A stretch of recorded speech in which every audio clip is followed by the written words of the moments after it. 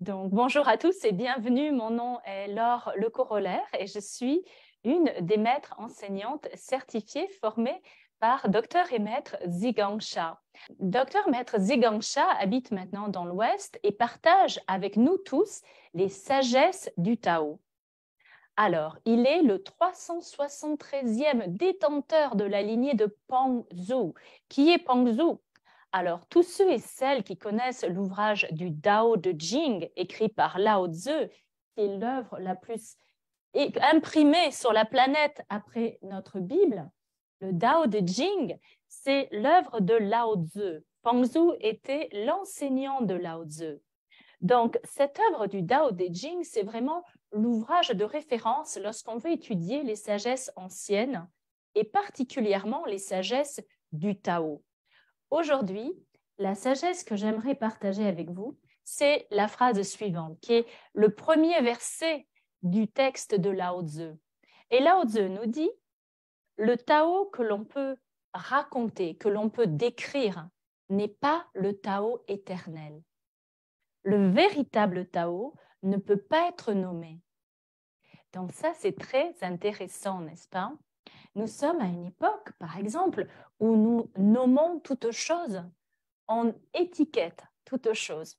Dès qu'un produit est créé, nous l'étiquetons. Dès qu'un enfant arrive au monde, on le nomme. Mais non seulement on lui donne un nom, mais on le définit aussi par le lieu où il est né, la famille où il est né, le pays où il est né, et plus encore sa culture, sa religion, hein, tout ce qui vient à l'enfant à partir du moment où il est né. Et donc, je vous invite à porter attention à ça, ne pas étiqueter systématiquement. Et c'est vraiment un effort personnel parce qu'on n'a pas été ni éduqué, ni formé comme cela. Depuis notre plus jeune âge, on nous dit tel peuple est comme ça, telle famille est comme ça, on écoute, on apprend. Mais en fait, nous sommes bien plus que des peuples de nationalités différentes. Nous sommes bien plus même qu'une espèce vivante, l'homme.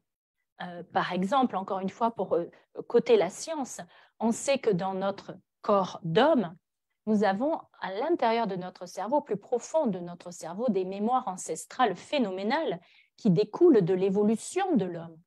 On n'a pas été tous les jours, on n'a pas été en tout temps homme dans la forme qu'on se connaît. On sait que petit à petit, on a appris à se lever, marcher debout, etc. et devenir sédentaire, etc. Toutes ces mémoires, nous l'avons dans notre cerveau qu'on appelle le cerveau reptilien, qui nous connecte avec toutes ces informations du passé. Donc, quand on regarde un peu tout ça, et aussi en sachant que l'homme, dans sa vie d'homme, on ne vit que depuis, l'espèce humaine n'a que 200 000 ans, à peu près, 200 000 ans. Notre planète a 4 milliards d'années, même plus. Donc, on voit que dans la vie de la Terre, nous, l'homme, nous avons vécu, mon Dieu, nous avons été sur Terre que depuis 200 000 ans, ce n'est pas beaucoup sur la vie totale de la Terre. Donc, c'est intéressant de se rendre compte que, mon Dieu, que c'est intéressant tout ça, parce qu'on porte en nous des mémoires d'hommes de 200 000 ans, bien plus que 10 ans, 20 ans, 30 ans. On porte beaucoup de mémoires liées à notre espèce et à notre évolution.